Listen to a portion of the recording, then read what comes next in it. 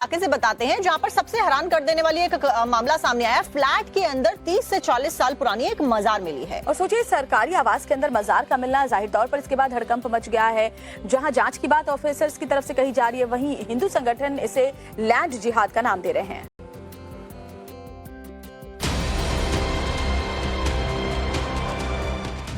सरकारी आवास में मजार,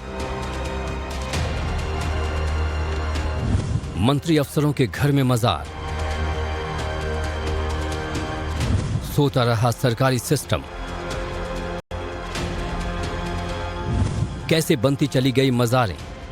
भोपाल में तुलसी नगर, जहां पर अधिकतर सरकारी अधिकारियों के निवास हैं, यहां से चंद कदमों की दूरी पर तमाम मध्य प्रदेश के मंत्रियों के निवास हैं और आसपास का जो पूरा क्षेत्र है वो वीवीआईपी इलाका कहलाता है। लेकिन यहाँ पर बीचों बीच में सरकारी मकान के अंदर मजारें बनी हुई हैं। तस्वीर हम आपको दिखाते हैं। ये 1250 अस्पताल यानी कि जिला अस्पताल के नजदीक बाघंबरी देवी के मंदिर के सामने सरकारी निवास के अंदर यहाँ पर मजारें बनी हुई है। भोपाल के तुलसी नगर इलाके में करीब 90% सरकारी मकान बने हैं, जिसमें एडीएम, एसडीएम, सरकारी डॉक्टर, सरकारी इंजीनियर, पुलिस और प्रशासन के अफसरों का घर है। इन्हीं सरकारी मकानों के बीच एक मकान में मजारें बनी देखकर सभी के होश उड़े हुए हैं। यहाँ पर जो निवास है वो इस समय बंद है और जो आसपास के लोग हैं उनसे भी बात करने की हमने कोशिश की तो उनका यही कहना था कि ये 30-35 साल पुरानी मजारें हैं और वो नहीं जानते इनका निर्माण कब हुआ, लेकिन स्थानीय लोग जो हैं वो इसको मेंटेन कर रहे हैं।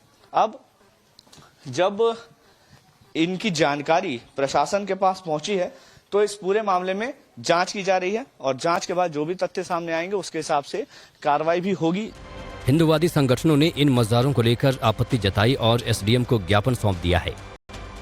लैंड जिहाद का मामला है और उसी से लगकर एक झुग्गी का निर्माण हो गया है। मजारों के माध्यम से एक झुग्गी बन गई है जिससे कि लैंड जिहाद की पूरी संभावना है, वो मजारों को कोई तोड़ेगा नहीं। इस मामले में जब एसडीएम अर्चना शर्मा से पूछा गया तो उन्होंने कहा कि मकान के अंदर मजार का होना अवैध है और इसकी जांच की जाएगी।